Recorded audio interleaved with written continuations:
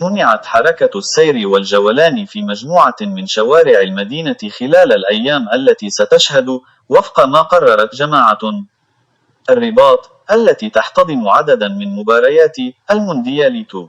ويمنع السير بحسب قرار الجماعة في كافة وسائل النقل بين 4 و8 و11 من فبراير الجاري، في الطريق الوطني رقم 1 على مستوى المقطع الممتد من محور بني مطاع إلى محور الطريق السيار الرباط الدار البيضاء. ويسري القرار مدة 10 ساعات كل يوم، 6 منها قبل انطلاق المباريات و4 ساعات بعد بدايتها بالنسبة إلى السيارات المتوجهة من مدينة العاصمة إلى مدينة تيمارت.